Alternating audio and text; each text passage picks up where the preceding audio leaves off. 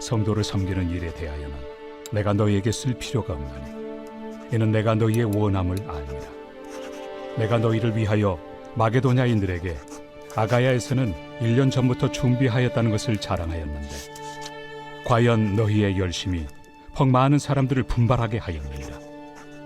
그런데 이 형제들을 보낸 것은 이래 너희를 위한 우리의 자랑이 헛되지 않고 내가 말한 것 같이 준비하게 하려 함이라.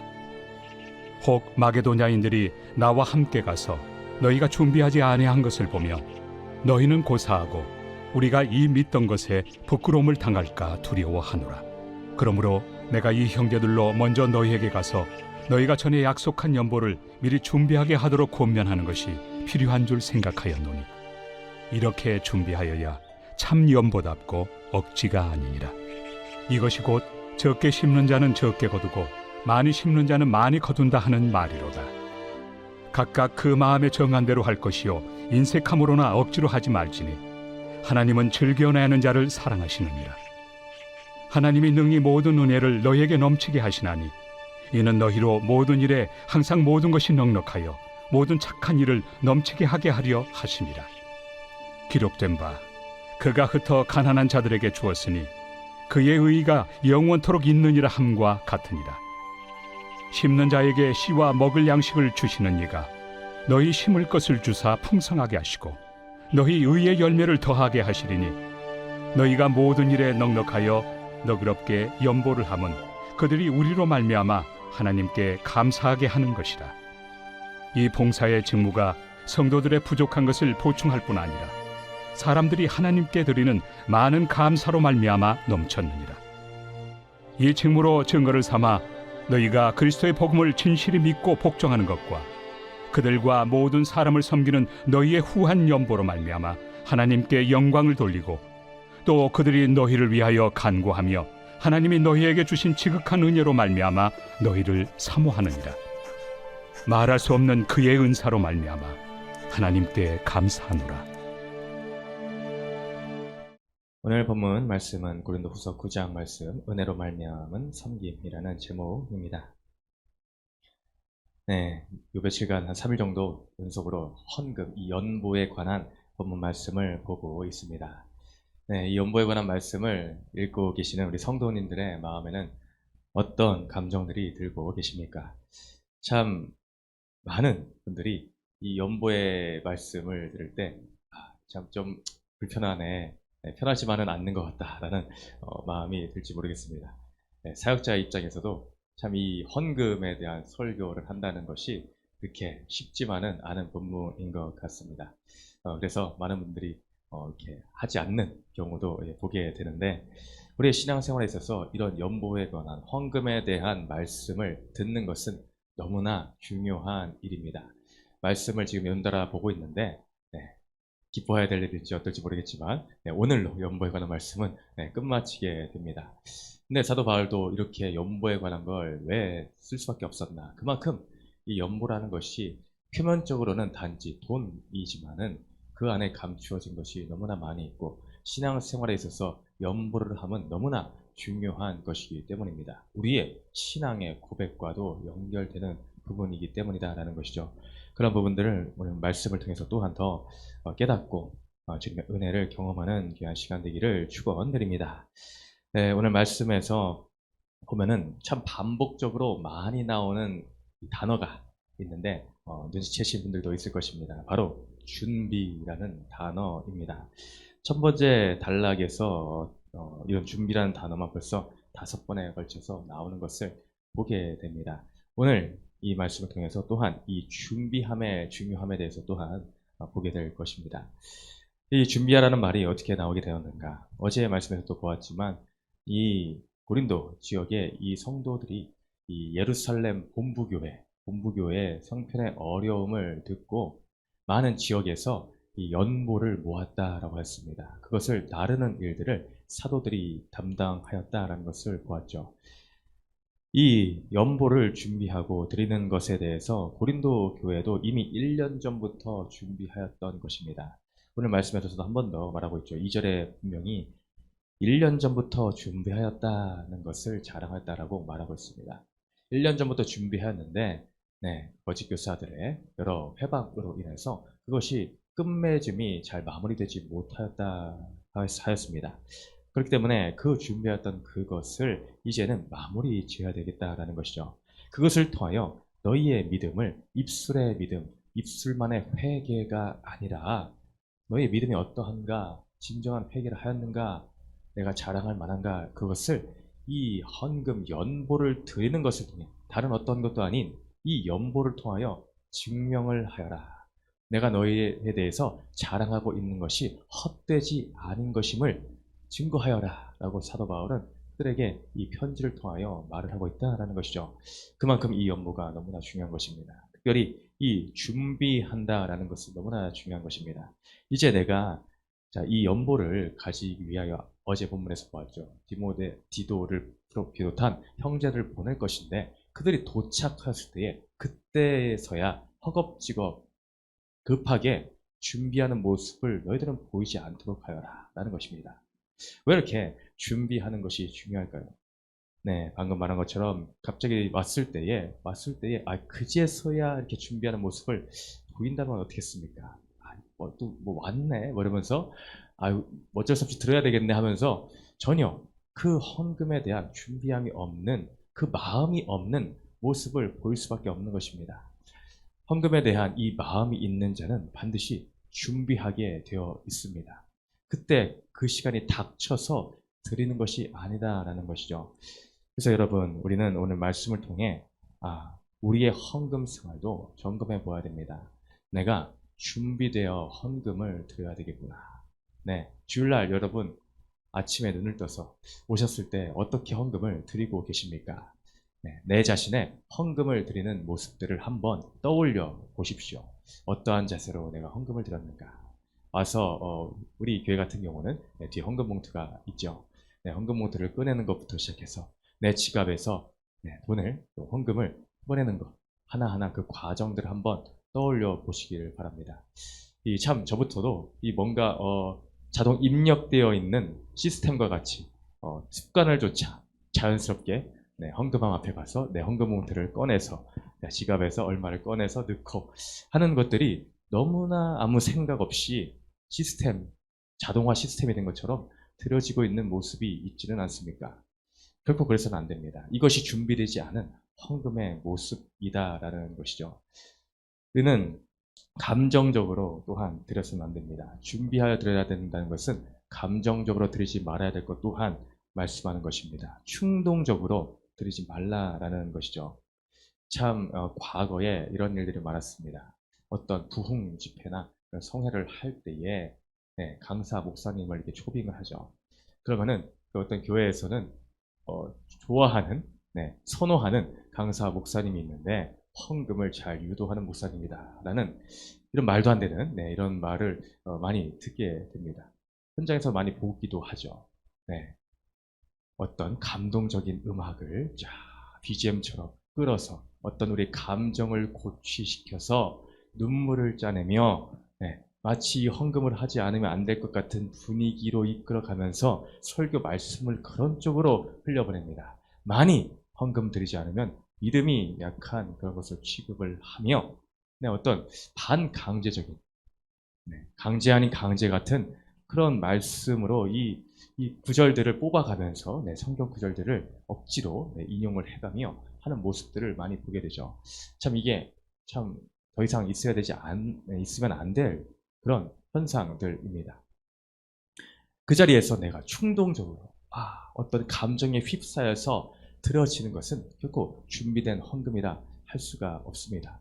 오늘 말씀에서 준비해야 된다는 것을 통하여 우리는 그것이 기뻐 받으시지 않는 헌금이 될 수 있다는 것에 주의를 해야 된다는 것이죠. 이처럼 준비하면은 우리의 물질을 하나하나 그 주간에 준비하는 것이 참 좋겠죠. 또한 우리가 달마다 내 고정 월급 같은 것이 있지 않습니까? 그것을 생각하면서 한번 여러분 따로 시간을 꼭 내어서 나의 헌금을 준비하는 습관을 꼭 길러보시기를 바랍니다. 우리 하나님은 우리가 쓰고 남는 것을 받으신 분이 아닙니다. 우리 하나님이 가난해서 내 헌금을 하라라고 하시는 것이 아니다라는 것이죠. 우리는 착각해서는 안 됩니다. 하나님이 돈이 필요해서 그것을 구하시는 분이 아닙니다. 그래서 더 많은 돈, 더 많은 헌금을 그래서 요구하시는 분이 아니다라는 것이죠. 우리는 손에 잡히는 대로 오늘 지갑에 얼마가 있네? 오늘 한 주 쓰고 나니까 5천 원밖에 안 남았네? 하면서 남은 거를 드리는 그런 자가 되어서는 안 된다라는 것이죠. 우리 하나님께 받은 은혜가 있는데 어찌 남은 것으로 드리는 인생이 돼야 되겠습니까? 우리는 구별해서 미리 정해 놔야 되는 것입니다. 우리 주일 헌금을 말할 때 주정 헌금이라 이름하지 않습니까? 한 줄에 정해서 드리는 헌금이다라는 것입니다. 내가 스스로 하나님과 일대일의 관계 가운데에 기도하면서 묵상하면서 생각을 해보십시오. 이 헌금을 드림에 있어서 내가 어떤 자세로 드려야 될 것인가? 주님의 은혜를 또한 묵상하며 나한테 이 물질을 주신 하나님께 감사드리며 내가 이 중에 얼마를 작정하며 드리기를 원합니다. 내게 주신 은혜를 생각할 때에 주님 이것을 기뻐 받아 주시옵소서. 나는 그런 겸손한 또한 마음으로 감사의 마음으로 작정하여서 미리 준비하는 것. 내 마음이 이 헌금과 함께 준비되는 것이 중요하다는 것이죠. 단지 돈만을 떼어놓고 미리 준비하는 것이 아닌 내 마음을 헌금과 함께 준비를 시킨다라는 것입니다. 그때에 주님 앞에 나오는 우리의 예배의 자세부터가 달라지지 않겠습니까?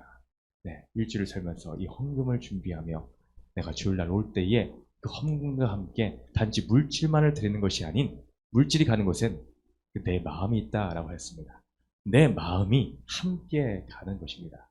내 마음이 사실상 먼저 가는 것이죠. 내 물질이 가고 내 마음이 가고 물질이 또 같이 따라오게 되는 것입니다. 그래서 우리는 표면적으로는 이 연보라는 물질이 드려지지만 그 안에 내 마음, 주님을 향한 내 마음이 함께 드려진다라는 것을 반드시 우리는 기억해야 될 것입니다.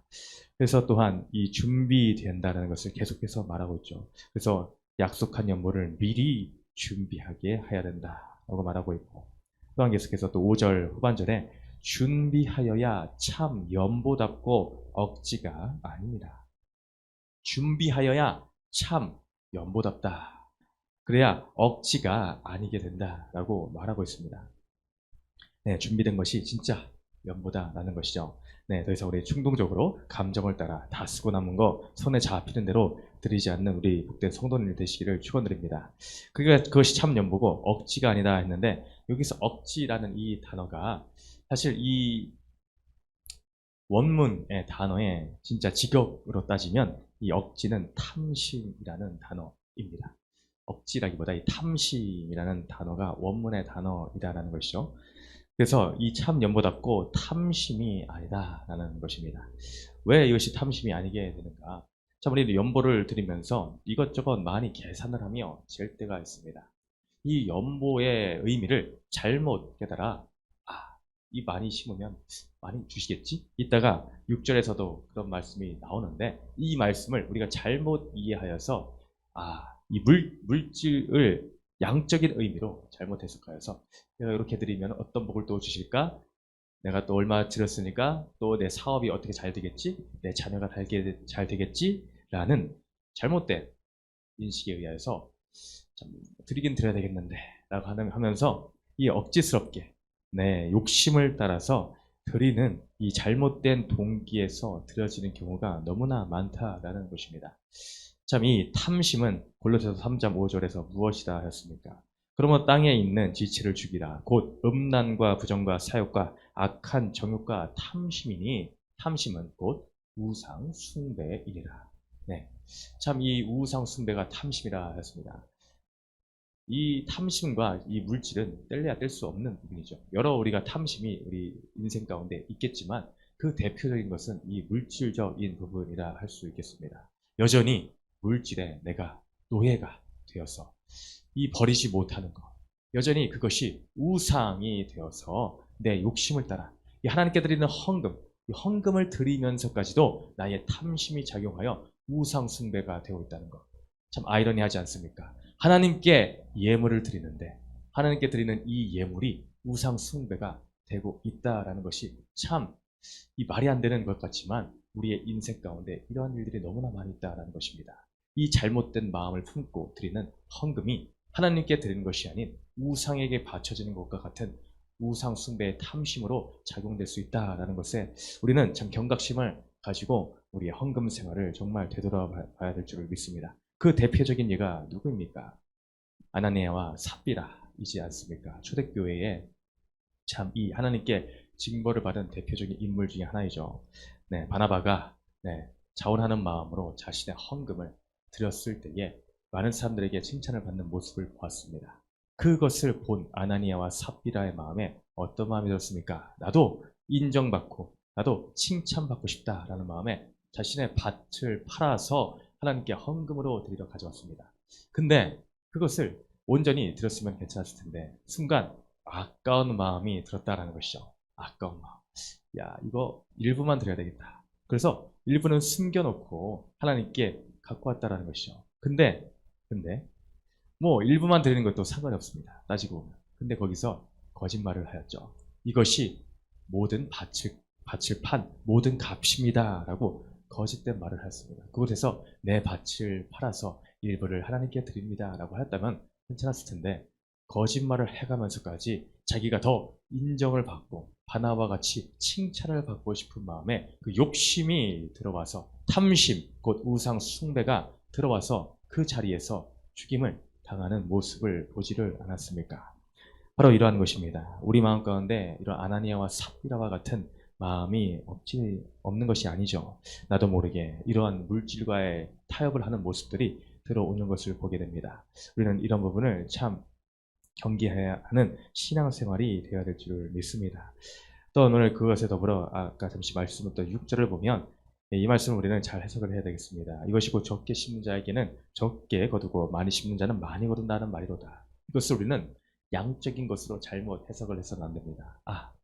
이 말씀을 하고 있네. 적게 심으면 적게 거두고 많이 심어야. 그러니까 더 많이 들어야지 하는 식으로 양적인 것으로 해석을 하기 쉬운데 이것을 우리는 질적인 것으로 바꿔 드려야 됩니다. 이것을 파종하는 것으로 비유하여 설명을 하였는데 여기서 적게 심는 자라는 이 적게라는 것은 내 마음의 중심의 상태를 말하는 것입니다. 바로 뒤에서도 나오지만 7절에 각각 그 마음에 정한 대로 할 것이요 인색함으로나 억지로 하지 말지니 바로 적게 심는다에 해당하는 말이 바로 이 인색함으로 드린다라는 말입니다.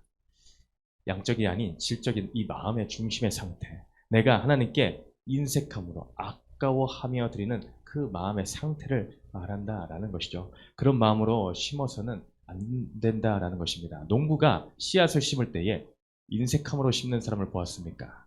아닙니다. 즐겨 기쁨으로 그 파종을 합니다. 씨를 뿌립니다. 바로 그런 마음으로 우리는 심어야 된다라는 것을 말하고 있죠. 그러므로 하나님은 즐겨내는 자를 사랑하시느니라. 하나님은 즐겨내는 자를 사랑하신다라고 합니다. 참 이것이 우리의 신앙생활의 기초가 되어야 될 줄을 믿습니다. 우리의 마음의 기초 상태, 기본값이 되어야 될 줄을 믿습니다. 참 이것이 우리가 물질을 드리는 것뿐만이 아니라 모든 것을 우리는 드리는 것 하나하나, 내 시간을 드리는 것, 내 몸과 내 건강을 드리는 것, 내가 교회 안에서 봉사 헌신하는 것, 또한 밖에서 가족들에게, 형제들에게 내 것을 희생하여 드리는 모든 것에 물질을 포함한 모든 것이 우리는 즐겨 드리는 자가 되어야 될 줄 믿습니다. 아까 우리 찬양 함께 하였죠. 주 예수보다도 후렴 가사가 시작이 어떻게 됩니까? 세상 즐거움 다 버리고 그걸 시작합니다. 우리가 세상 일을 하는 데 있어서는 너무나 즐거움으로 많이 합니다. 내가 좋아하는 거, 나이가 먹어서도 게임은 참 재밌고, 유튜브 보는 건 너무나 즐겁고, 내가 뭐 쇼핑하는 거는 너무나 신이 납니다. 시키지 않아도 자동적으로 입꼬리가 올라가고 마음에 때로는 심장의 두근거림을 또한 느끼기도 합니다. 그런데 주의 일을 함에 있어서 내가 예물을 드림에 있어서 여러분은 두근거리심과 마음의 감동이 얼마나 있으십니까? 즐겨하며 내가 정말 기쁨으로 드리고 있느냐라는 것입니다. 그것이 되지 않고 있다면 내 지금 은혜 상태를 한번 점검을 해 보셔야 될 것입니다. 내가 받은 은혜가 날마다 충만하고 날마다 예수의 보혈이 내 삶 가운데 흐르며 십자가의 은혜 또한 부활의 놀라운 생명을 오늘 내가 하루 살아있음에 감사가 절로 나온다면 내가 돈을 벌 수 있는 것도, 내가 가족과 함께 이야기를 할 수 있는 것도 주님이 나에게 이 생명의 이 1분의 1초라는 시간을 허락해 주시지 않는다면 내가 어찌 이 돈으로 누릴 수가 있으며 내가 행복 가운데 살 수가 있을까? 나는 이것이 우리에게 잊혀지지 않는다면, 내 마음에 온전히 새겨져 있다면, 주의 은혜가 오늘도 넘쳐나고 있다면 우리는 감사와 즐겨함으로 들 수밖에 없죠. 인색함이 결코 나올 수가 없다라는 것입니다. 이것은 결코 많이, 무조건 많이 억지로 드리라라는 것이 아닙니다. 내가 즐거워할 수 있는 만큼 여러분의 분량에 맞게 아까 말씀드린 것처럼 준비하여 꼭 드리시기를 바랍니다. 헌금의 목적이 더 이상 흔들리지 말아야 될 줄을 믿습니다. 헌금의 목적, 무엇을 위하여 우리가 드려야 됩니까? 우리가 왜 매일매일 매주 헌금을 드리고 있는가라는 것을 반드시 한 번 더 생각해 보시기 바랍니다. 몇 가지를 짚고 오늘 마무리하자면, 우리의 헌금의 목적은 우리의 신앙의 고백입니다. 내가 구원받았음에 감사, 오늘도 살 수 있음에 감사, 오직 나는 예수님 한 분만으로 충분합니다. 주 예수보다 더 귀한 것은 없습니다. 나는 나의 신앙의 고백으로 내가 물질을 우상 삼지 않겠습니다. 라는 신앙의 고백으로 헌금이 드려집니다. 또한 우리 연보의 의미를 한자적으로 보았죠. 내 것을 버려서 나눈다 라고 했습니다. 버려서 나눈다. 이것이 예수 그리스도께서 먼저 보여주신 삶이요, 이것은 곧 단지 돈, 물질만이 아닌 예수의 복음이 흘러가는 것이라고 하였습니다. 이방 교회들이 본부 교회인 예루살렘 교회에 이 연보를 하여 나누는 것, 서로 다른 교회라 생각했지만 정말 이 본부 교회는 이방인들을 무시를 하며 어찌 저들이 이방인으로서 예수를 믿을 수가 있는가라고 의심하였지만, 그들이 예루살렘 교회가 그 연보를 받아들였다라는 것은 단순히 그냥 그 돈을 받았다라는 것 이상의 의미가 있습니다. 이것은 우리는 다 한 형제입니다. 우리가 이방 교회 당신들을 우리의 그리스도의 한 지체로 받아들입니다 라는 의미가 있다라는 것이죠. 그러므로 이 또한 연보는 우리가 버리고 나눔으로 공동체 의식을 가져온다라는 것이죠. 우리가 우물을 파고 또한 염소를 나누는 것은 바로 믿음 안에서 우리가 한 형제요, 한 자매다라는 것의 증거가 또한 된다라는 것입니다. 이렇게 복음 사역에 이 헌금이 사용된다라는 것이죠.